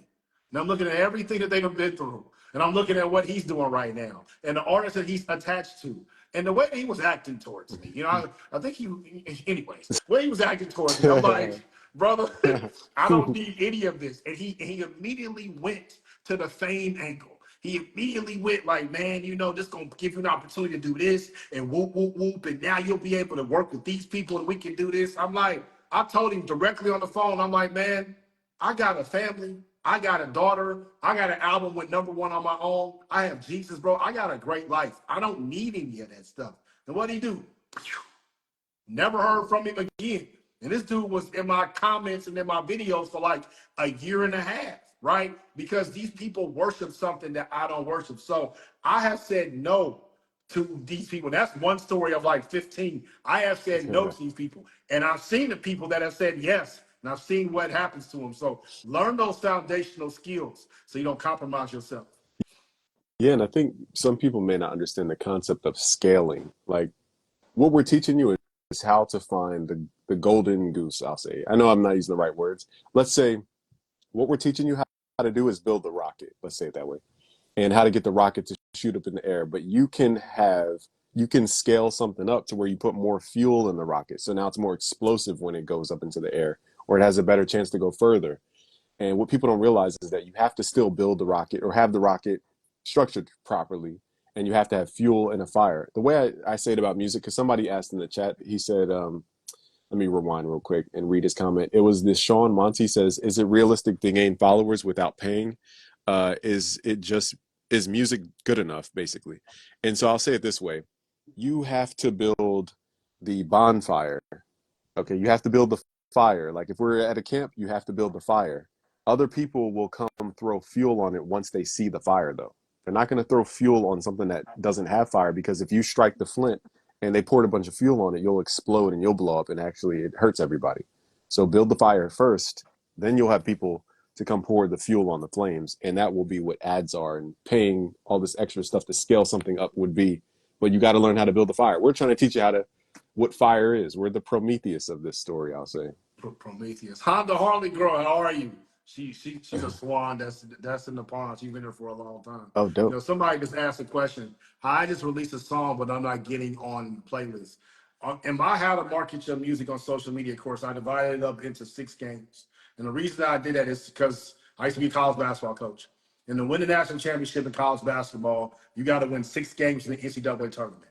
So game number 5, which essentially would be the Final Four, is all about Spotify playlists. And I'm somebody that got millions of streams on Spotify organically because I learned the Spotify game. And I walk you through every single thing that I learned at that time on how to do this. So if you want to learn how to chart #1 on iTunes, that's game 6 in my course. How to how to get on Spotify playlists, how to get, followers and all that stuff. Click the link, group82university.com. Buy the course. You can get it right now for 90% off. And you get 3 other courses when you do that. But all that stuff I learned, I put it inside of there because wasn't nobody giving the game. Wasn't nobody sharing. So go do that right now. So he's given the sauce. And, I teach general marketing. I've never gotten the trenches of Spotify or iTunes to give you that experience. So I learned that people want people who have done it. So I can't say I've done that. So that's his advantage.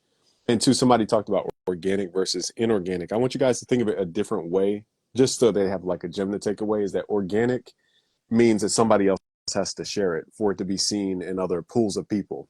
Whereas inorganic means everybody will see it. Yes. Okay, so when you think of it that way and not like which one's cheating and which one's whatever, it's just one, everybody's forced to see it. And the other one is it requires other people to take action, which can take forever. So sometimes you got to have a blend. Let me give you guys 2 keys. And I don't know how much time you got. Or is there a timer on here or what? I don't know. I'm good. I got another hour or Oh, however long you need. cool. Okay, cool. As long as you're good. I just want to give people a couple tips on how I got 1 million subscribers on YouTube. I guess this is for your audience, really. Have you passed 1 million? Yeah. That's the gold. Oh, that's the gold. It looks silver. Oh, damn. That's the gold ball. Oh, no, my bad. It was the feeling of getting it wasn't even. Oh, there he is. There you go. Look at it. It's backwards, but it's. Man, so that's that's awesome, bro. That's awesome. Thanks to y'all. And all it really does is let people listen to what we're trying to say. There's a lot of skeptics in the world. It's not for us. It's for people to really just let down their guard a little bit. But I want you guys to see this. I tried promoting shorts inorganically through shorts, and this is what got me a ridiculous amount of subscribers. So I want you guys to see this. I don't know if y'all can see all the numbers, but basically I had a couple of viral shorts, and I said, let me put money behind it. So I think my biggest one gained 20,000 subscribers from one video, and the ad spend was about $800 total. But what happens is it gives me 6 million reach, But it also, with YouTube, the reason it's unique, for example, is because you can get spillover views. So you only get charged if somebody watches what is like 15 seconds or something of an ad or something like that. So if people skip through it, you're not being charged. So you're being seen and you're getting people to watch your other stuff without even being charged by the YouTube platform. So I doubled down and tripled down on this. I spent maybe 4,000 bucks on this total if I have to eyeball it max. And we went from, I think, 900,000. We gained like a quarter million subscribers in like under 3 months just from this strategy. That's But the strategy, though, you need to have shorts that actually perform first. Then you pour the fuel on it with the ads. And I was getting subscribers for 4 cents a subscriber. What does that mean? If you calculate my total views, I think I had what, like 197 million. Let me go back real quick. Okay, so the channel has 197 million views total. So if you divide the views, if you divide the revenue per subscriber, it's 12 cents per subscriber if you do the math. So I was literally getting subscribers for less than what the subscriber would be worth in a lifetime, meaning you can actually run this profitably. And that's a 3x return for people who don't know the math. So I can turn 4 cents into 12 cents. Not to make people numbers, but it's like, why wouldn't I dump my money into this? It's better than any stock, 300%. So I just want to put you guys on game. That's something I don't talk about. But because you're so open, I just want to give y'all game. And then the other tool I talked about was ManyChat. And I went over that earlier, but that's my secret to growing on Instagram. So I just wanted to put that out there. I don't know if that's valuable for y'all. Hopefully y'all take it. And just for people who are even skeptical, I have a quarter million students on my website. Okay, here's my website. I don't know if y'all can see. I don't even know what it looks like, but so that shows like the results of putting in the work. numbers are crazy, bro. These are Uh, like insane numbers. It is Thank funny you. because you talked about from the beginning, like how you was in your mom's back room, like, yo, I don't know what's next. And it just shows that when you are truly passionate about something and God calls you to something and you commit yourself to it for a long term, the velocity and the growth that can actually happen. And you alluded to something that's so key to grow on YouTube, which is session time, right? Like you said, you were getting that spillover effect because you were putting money, you were putting gasoline on the fire for the shorts that was already working, which made people go look at the other content. And YouTube doesn't care. Well, I take that back. YouTube doesn't prioritize thumbnails or titles or comments or any of that. The number one thing they prioritize is session time. When someone watches a Dorian Group 82 YouTube video, a Busy Works Beats YouTube video, how long do they stay on YouTube? And if you can keep people on YouTube forever, YouTube's gonna keep promoting you forever. Yeah. It's like, using the metaphor I said earlier, we're coming to the social media's party, the frat party. And if we bring guests, we're valued. If we not only bring guests, but we buy drinks for everybody else to keep staying, we're valued even more. So it's just how much value can we create to keep people somewhere? And I just want to do this for later for proof who are like skeptical. Again, this is like 4,000 subscribers in a day that you guys can Yeah. potentially tap into. I want people to know this before the window shuts because there is a window. Because once this information gets out there, you're not going to see returns like that. And I'll tell you this, guys, we're so authentic, me and Dorian, not to self-proclaim as authentic, that's so weird. But is that if you go to vidIQ, for example, on their YouTube channel, they tell you guys not to do this. It's because they're gatekeeping this and they want to demonize it. So even the platforms that we look to for like advice on YouTube, that's why Dorian's social media courses are going to be right for you. Because I haven't made a modern social media course. Mine is old. Mine I made back when I had 600,000 subscribers. I didn't update it. Now we have 1.2 million or whatever. But yours is like thorough and it goes through like you said, game. What's it called? What's the word for it? Where you broke it up into quarters? Games. Games. Okay. Yeah. And then Games. and then the YouTube course, I like kind of broke it up. It's like academic, goes from freshman year all the way to your doctorate program, essentially. Not saying it's doctorate work, but just the amount of like actual topics. And there's a question I want to answer. Deshaun Monty, is long form or short form better for those starting out? And this is a very, very good question. But you got to ask yourself, what are your goals? What's your goal of your YouTube channel? Right? Like if I could start from the very beginning now, what would be my goal as a YouTube creator? Because of my natural interests, I would make a YouTube channel about finance, Why? Because they pay the most. They have the highest CPM. What is CPM? That's cost per million. That is the amount that an advertiser will pay to run commercials on your YouTube channel per 1,000 views. And the way you know CPMs, because it's never exact, is like this. If you talk about money, you're going to make more money. If you ain't really talking about money, you're not going to make a lot of money. So kids content, music content, those like the main two. That don't make a lot of money. Because if you think about it, if I'm going to YouTube to listen to music or watch a music video, or when my baby girl, she's on the YouTube Kids, she ain't spending no money because she ain't got no money, right? And if I go watch a music video, I don't care about them ads. Get me to the song, right? But if I go to YouTube and I'm looking up finance content, stock content, real estate content, I'll probably got money in my pocket where I can spend. So those advertisers for finance, stock, real estate, they are willing to pay more per customer, which means that they're going to pay more to that creator when that ad is actually running. So for me, I would start an actual finance channel. That's what I would do. But that's my goal, right? If your goal is to get a whole bunch of subscribers and a whole bunch of views very, very fast, short form. Because he just showed you that. And the same thing happened to me too. Like, you're not going to get subscribers in any way any faster than through short form content. For some reason, that's how the algorithm is. Boom, they're going to run with it. So you have to ask yourself, what's my strategy? Do I want to start off as a shorts channel to get a whole bunch of subscribers so I can get monetized? I don't know if they changed the requirements or not. It's been a while. But like, then I want to make long form, or am I trying to get to the bag from the very beginning and I want to make sure that I have a channel that has a high CPM? So it's up to you what your goals are. Yeah, and I'll say because you teach both the business side and the marketing side, we got to think of it simple. You know, business is supply and demand. These platforms are all fighting for the supply of shorts. They are short on shorts. Funny enough, That's it's crazy. not saturated. You're right. We're creating a whole new internet of content right now. This is a small window, and so the people who are taking advantage creating the supply, they get rewarded for that because again, what is it when demand supersedes supply, the price is high or something like that? I don't know the technical term. Yeah. Yeah. But so you guys are in the early days, and I think they got so used to social media that they don't do it, you know, and it's way early. Like I don't know how many people are on the internet, but we're in the early stages of the internet. You know what's crazy too? It's like we've been saying that for like 5 years, and it's still early. Like, because you said something earlier about Web 3, and I just remember, I remember when they was talking about Web 3 non-stop. I was talking about it like literally. Facebook changed their name to Meta off of the metaverse, and now it's just like society isn't ready yet, and who knows? 10 years from now, YouTube might be just straight metaverse. We never know. So it's not too late. It really isn't. You can start a channel today if you have a strategy. Like in my YouTube course, here's a gem. Because I know you asked earlier about practical stuff. Here's a gem. A lot of people, they have come to me before they take in my YouTube course and they say, Dorian, I don't know what to make videos about. Okay, I understand. I get it, right?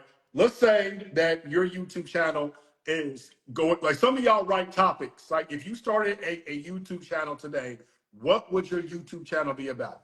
So for me, if I want to start a music marketing channel today, what I would do is I would go to YouTube, I would type in music marketing, I would see who are the top 5, top 10 creators in music marketing. I would go to see who has the most subscribers, who got the most views. I would click the videos tab and I would click popular. And what that's going to do is it's going to rank their popular videos, the ones with the most views at the top, going all the way down. And I would go and I would look and see what topics that they talked about that the audience has already proven that they're going to watch. This is a proof of concept. And I will write it down. I will write down 10 from Dorian Group 82. I'll write down 10 from Busy Works Beach. I'll write down 10 from other people that I'm not going to name because, they ain't in here. And I will get 50 topics, right? And once you have 50 topics, now you know that those titles are going to get clicked on. So now you go and you make your own version of it. And that's all you got to do. Take the stuff that's already worked. I'm gonna give y'all another secret for rappers who keep thinking about how do I know if this song's gonna get heard and people gonna like it. You go buy beats on YouTube that got a whole bunch of views. The audience has already shown you they rocking with the beat. Like comments on beat videos on YouTube are the most positive out there besides cat videos. Cat. No one slanders a dope beat like they'll slander a rapper. So you already seen that this beat has 1 million views. So what happens when you rap on it? It's probably gonna get at least 100,000. I know this for a fact because my song "Don't Sleep," I told myself I'm gonna write the most simple song that I possibly can. I wasn't about to do the super lyrical stuff. This is back in like 2016. I got tired of the lyrical. I want some views. I want some attention. I want to be that nigga. So I said I'm about to find a beat that's slapping. I went to YouTube. I came across this channel. This beat was absolutely slapping. It had 500,000 views. It was on sale for like $50. I bought it.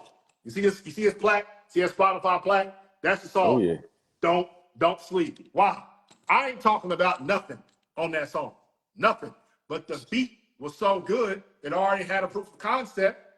Once I got to add to Spotify playlist, it just went. So don't overthink this. Yeah. And when you guys get into marketing, you'll realize you'll change your mindset from, because somebody asked me this on YouTube earlier. He was like, quality or quantity? And I said scientifically, and I think what people need to know, Dorian, is that you went to school for science. Psychology. Psychology, Yep. sorry. Psychological and brain sciences. So yeah, you're right. Yeah. Because that part to the story lets us know that you do deep research. And when you do research, you do research. It's not some made up kind of like business school research. It's science research. Yeah.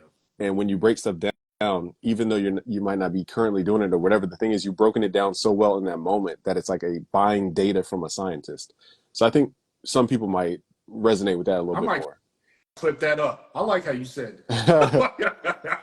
Yeah, it's because that, that's what we are at heart. And something that I learned, and I just talked to like a graduate student about this recently. He's into neuroscience, and I asked him about the scientific method and stuff. But long story short, when we see social media, like we're testing an experiment or testing a hypothesis.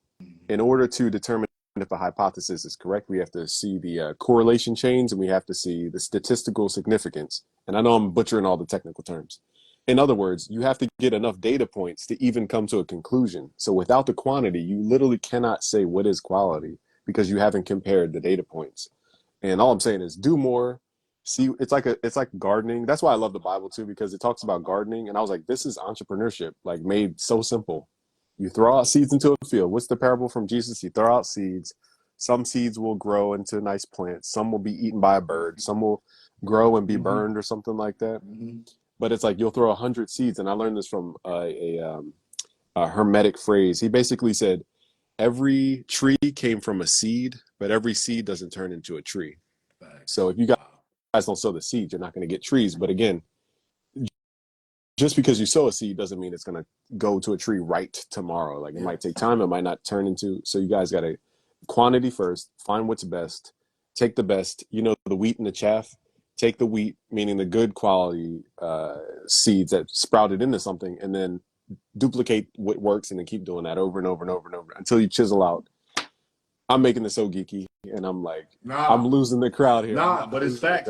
Because like that was my mentality when I was making videos. Like I think I got like 1,900 videos or something. That was basically from 2019 until really late 2022. Because the past 2 years I really haven't been going as hard as I was before.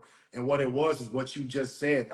I knew every single video was a seed. I knew every single video was an opportunity for me to not only market Group 82 University, market my brand, but who knows what it could turn into as far as a revenue stream. So when you have that mentality, you got to spray your seeds. For all the men in here, when we decide to have a baby, it ain't just one sperm.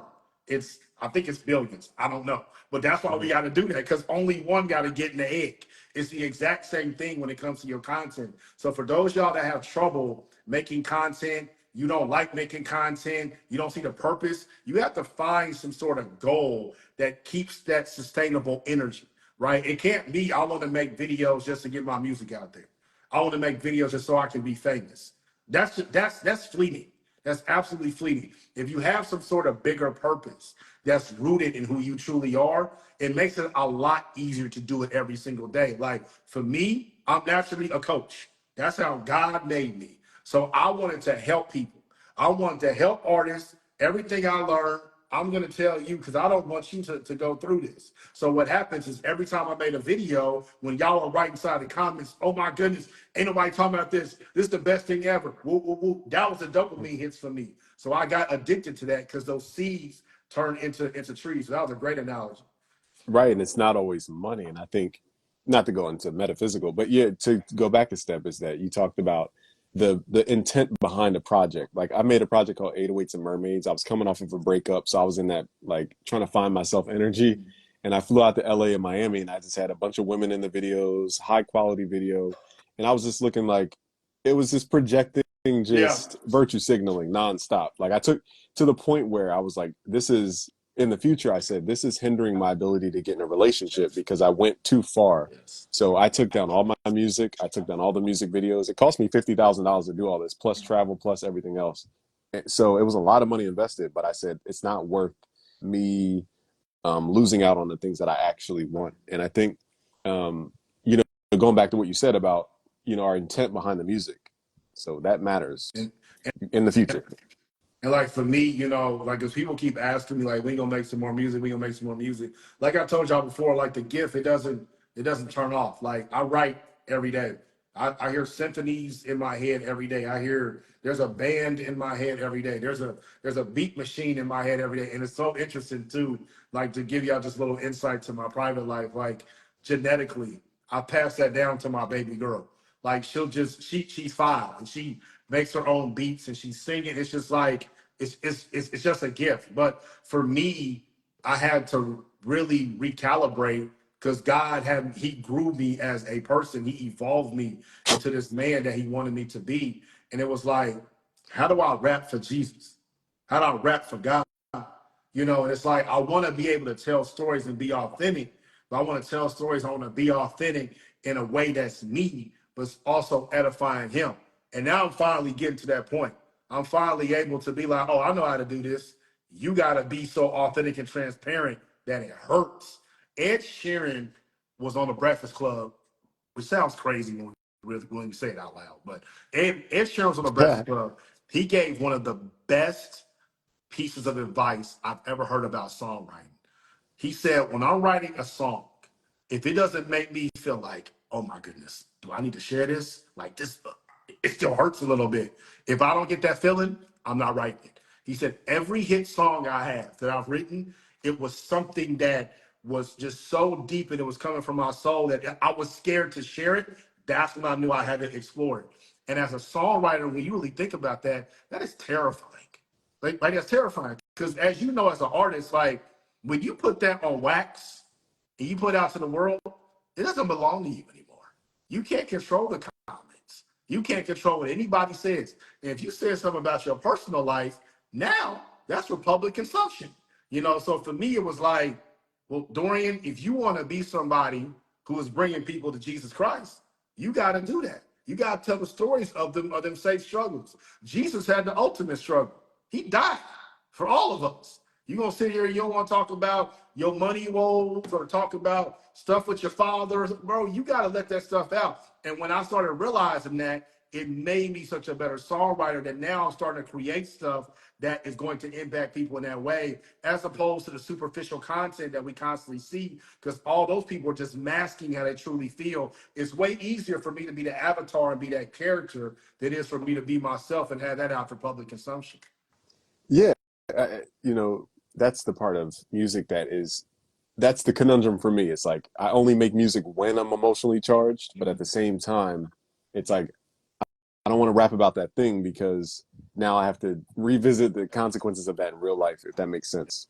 And you know, what I love about your message is that you're tying biblical stuff into like business too, because a lot of the parables are actually like mindset things. It's not even like a religious. It's just like, you know, the parable of like the seed that we talked about, or the fertilizer is a good one. Talents. Yep. Talents. Like there's a parable from Jesus about instead of like might apply to relationships, for example.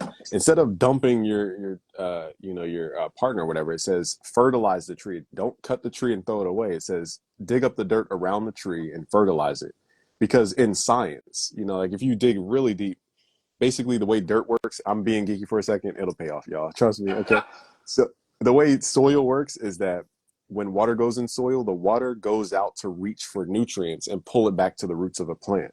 So if the dirt around a plant is too dry and it doesn't have enough room for water, it can't reach out for the nutrients. So what Jesus is saying is dig up the dirt around the tree, fill it with fertilizer, because that will give you those nutrients in the actual ground, and the water will go suck up the nutrients, the carbon, the nitrogen, phosphorus, and all that, and it will make that plant grow again. So don't throw out your dream. You might have to change the way you guys think about your dream, and that's what I love about your messages. You're helping people not throw away their gifts. Like we might have, like if you were from the future and you saw or I don't even know, like a watch, I guess, something like this, it keeps time and it might be helpful for some folks, but because it's so advanced to an ancient civilization, they throw it away because they're like, what is this garbage? Yeah. But it could help them. They don't know because they can't identify gold. Yep. And that's what I think you're helping people do, is identify the gold within themselves so they don't throw their own dreams away. Yes. And that's what the pandemic, going back to the pandemic, that was the beauty of the pandemic, is that we got to see what happens when everybody exits the matrix for a second. Mm-hmm. Like, what would they do if they weren't on the treadmill of golden handcuffs, gotta go to work just to pay to go to work next week? Gotta go to work just so I can pay to go to work next week. That's crazy. Yeah. But yeah, so I'm glad we got to live the experience we got to live, because now we're spreading the word through our experience and people believe it, because now we're hitting all those resonance points when we're telling our stories and stuff. Yeah. So shout out to you. Like, for example, if they comment the word book or Bible in this chat, it sends them my producer Bible. All I did was reword the parables of Jesus. That's how I knew it off the top of my head, because I wrote it in my book. I kind of remixed it to make it cool, like in our words. How would Jesus say it nowadays? And so I reworded. I called it the producer Bible, and I just made it for my audience. Like, here's the stuff that we study. Here's a mindset change. Don't throw away your dreams. You might have to do it in a different way, type of thing. Yep. So shout out to you. And for those of y'all, man, that need help, or you've been trying to reach out, or you need somebody to guide you, man, or you're interested in buying the courses, DM me. Like, go to the link, group8university.com. Links in the bio. But like, DM me. Like, I'm in a season in my life right now. Like, I'm reading DMs, I'm returning DMs. If you come respectful, you disrespectful, I'm just deleting and I'll pray for you. But like, I'm returning DMs. So, and I know the apprehension that comes with that. I know the apprehension that comes with investing money into resources that are supposed to help you, which is why we have a financing program, which is why it's 90% off. Like, I know the apprehension that comes with that, because you want to guarantee that it's going to work. And I can't guarantee you nothing. I'm not God. I'm not Jesus. He can't guarantee you nothing. Like, you have to trust that this is what you're supposed to do. Like, God put all of us inside this live tonight for a reason. This ain't no accident. I'm not a person that believes in coincidences, whether it's good, whether it's bad. Everything that Jesus has us go through is to build his kingdom. Every single thing. So there's a reason that you're in here tonight. There's a reason that you heard all this information tonight. There's a reason you heard about my courses tonight. So like I said, if you're somebody that's very serious and you're ready to invest the money, click the link in the bio, buy it, do it. I am telling you, Don was in here talking about it. The website has all testimonies about it. There's so many people that has helped, man. And there's nothing. I feel like when it comes from the music marketing side, I don't know how much more content I'm going to make about that. That's just me being honest. But the fact that I still help people, the fact that people are still getting value, the fact that people still buy the courses, that's the only reason I started doing this stuff to begin with. Like Carlin, like Busy Works Beast was talking about earlier. They try to put your alias out, your real name out. like Busy Works Beast was talking about earlier. It's like, when you start going through stuff and you start getting all this attention, you start getting money, you start getting what we consider fame, like, you get distracted and you start getting pulled from so many different directions. You kind of lose why you originally did this. And I got to the point where this business was giving me so much negative energy. I was like, man, I don't want this no more. So once I completely stripped it down, like we talked about earlier on this live, stripping everything down, cutting the business down, I had to see, like, Dorian, what is it that you still love about this? And it's helping people. It's helping people. It's the fact that I have went over the hill, I got hit with all the arrows, and I'm coming back and I'm telling y'all, like, listen, don't go over that hill, go over that hill. And y'all can see the war wounds, you know what I mean? So go click the link in the bio, buy it. Do it. right? It's like the wound, and I forget the story, and where Jesus went to heaven, he had a wound in his hand or something like that. I might be making that up, but the point is, it's proof that he actually sacrificed Yes. something. That this is our proof that we put in the work. We're not just telling you guys to go on what they call it, a crash out dummy mission or something. Yeah. And yeah, the beautiful part is that we put, I got distracted when I was young. I learned when I was 20. I was told three things in a spiritual revelation: show love, be filled with the spirit of truth, and complete my assignment. My assignment specifically is to give Bibles. And I was like, how do I do that with no money and no influence? I got to gain influence. I got to get money so I can buy Bibles to give. I got to convince people. I got to learn sales, marketing. So this ties into a greater, mission. And like the Bible says, there's a story of the prodigal son, Yes. where it's like the angels rejoice when we come back to our initial intent and assignment. So we're going to get distracted by money. It happens. And then we come back and now we're back in the flow. And so that's, so long story short, I'm with whatever you got going on. I'm getting winded, honestly, but some people are like, y'all need to go live more and all this. Shout out to y'all. XJ Will, what up? Shout out to y'all being so supportive. But yeah, this really, I want y'all to understand the magnitude of, it's hard to articulate what we've experienced. I think that's the key, is like, how do we articulate the freedom that we feel, our time freedom? How do we articulate the amount of love that we feel from helping people around the world? How do we articulate, like, once we dropped waking up for somebody else's intent, like, how do we show people that through these words? And that's why I think sometimes you guys just got to listen or see our actions for what it is. Yeah. But also when when Dorian was doing that course, that was his, I don't know the equivalent of like Kobe practicing in the gym or something like that, but that's his equivalent of like practicing before the finals. That's his sharpest practice day recorded. Facts. And so, like, even myself, I teach, but like there's days where I'm in it, like all the way deep into it. And that's what you guys need to gain, is that when we're in that mode, I even go back to my own stuff and I'm like, wow, I forgot I'm like, how Me did I too. do this thing? I don't even remember. I got to watch my own video to remember how to do stuff. So imagine it like a crystallized, how Moses had the tablet or whatever. Imagine it like a crystallized, experience, I guess. I can't word it properly, but hopefully you guys get what I'm saying. Yeah, nah, man, but I appreciate it, man. This has been awesome. Your audience has been awesome.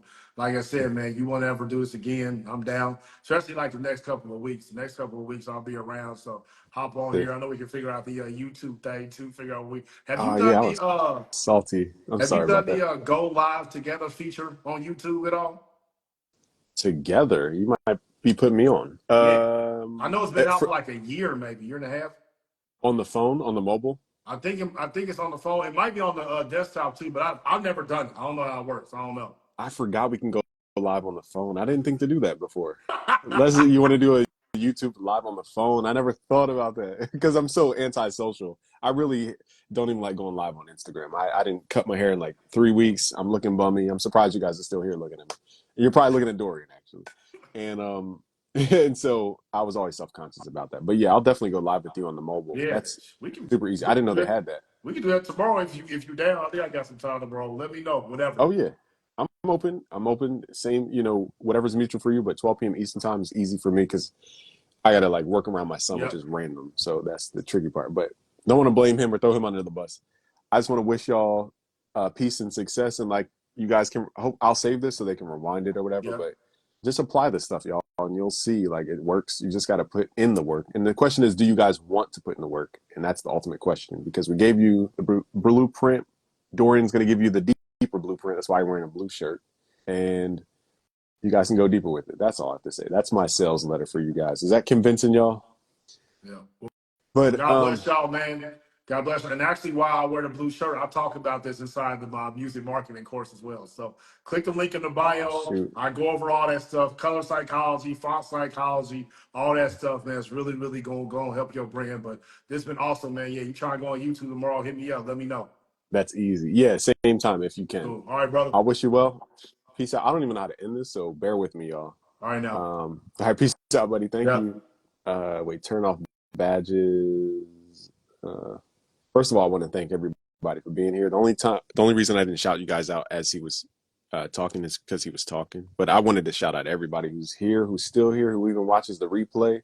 Honestly, we're super grateful for you guys, because if you guys could only feel what Clubhouse was, it truly showed who wants to help and who's just here to get paid. And Clubhouse just showed me like It doesn't matter if you make $1 billion, 100 million. At the end of the day, you want to constantly help people. It's so addicting and it's fun and it just feels really good. So we're just trying to help y'all. It's a little late to go over concepts, but hopefully y'all can watch the replay. I hope that I do this right and I save this. So pray for me, y'all, on how to, I don't even know how to exit this. So my goodness. In here. Okay. All right, guys. Next time. Peace.